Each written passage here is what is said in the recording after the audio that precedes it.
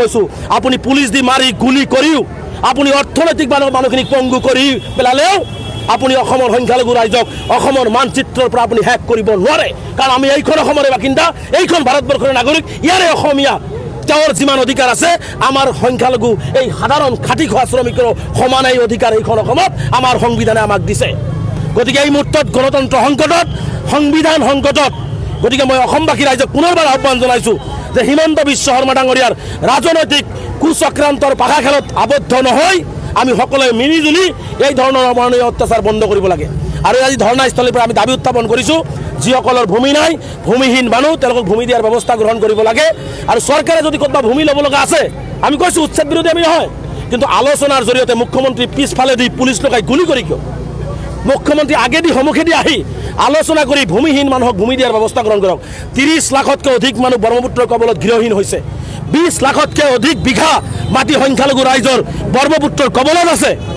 সেই মানুহখিনি থাকিব ক'ত জীয়াই থকাৰ তো অধিকাৰ লাগিব তেওঁলোকে থাকিব লাগিব সেইকাৰণে ক'তবা তেওঁলোকে চৰকাৰী মাটিত আশ্ৰয় লৈছে তাৰ কাৰণে কি হিমন্ত বিশ্ব শৰ্মাক সকলো অধিকাৰ দিয়া হৈছে নেকি তুমি গুলি কৰা মাৰি খেদি পঠাই দিয়া এইবোৰ মুখ্যমন্ত্ৰী ডাঙৰীয়া বন্ধ কৰক কিছুমান সংগঠনৰ নেতাক নমাই দিছে সাম্প্ৰদায়িক হিংসা বিদ্বেষ বিয়পাই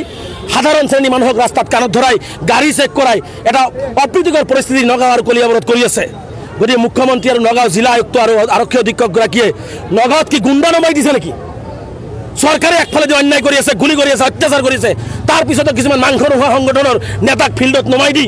হিয়াল দত্তৰ দৰে ৰাজনৈতিক নেতাবিলাকক ফিল্ডত নমাই দি পেলাই তেওঁলোকে অসমখনক কি কৰিব বিচাৰিছে মুখ্যমন্ত্ৰী ডাঙৰীয়াই গতিকে নগাঁৱৰ আৰক্ষী অধীক্ষকগৰাকীয়ে যদি ইমিডিয়েট একশ্যন নলয়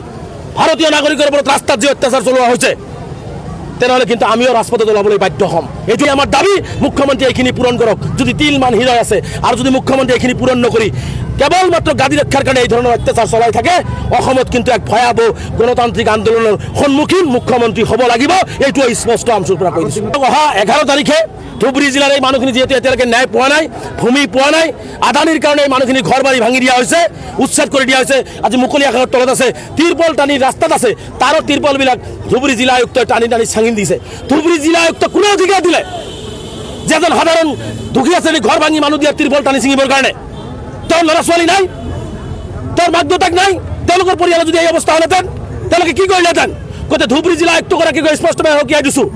যদি আপুনি এনেকুৱা ধৰণৰ হিমন্ত বিশ্বৰ চুতুলি মমতাই আপুনি হিটলাৰী শাসন চলাই ধুবুৰী জিলাও কিন্তু স্তব্ধ কৰি দিয়া হ'ব গণতান্ত্ৰিক আন্দোলনৰ জৰিয়তে আৰু অহা 11 তাৰিখে এইসকল মানুহক পুনৰ সংস্থাপনৰ দাবীত ধুবুৰী জিলাৰ বিলাসীপাৰাত গণবিক্ষোভ কাৰ্যসূচী লৈ লক্ষাধিক মানুহেৰে আমি প্ৰতিবাদ সাব্যস্ত কৰি এই মানুহখিনিক অধিকাৰ দিয়াৰ বাবে আমি ৰাজপথত ওলাই আহিম।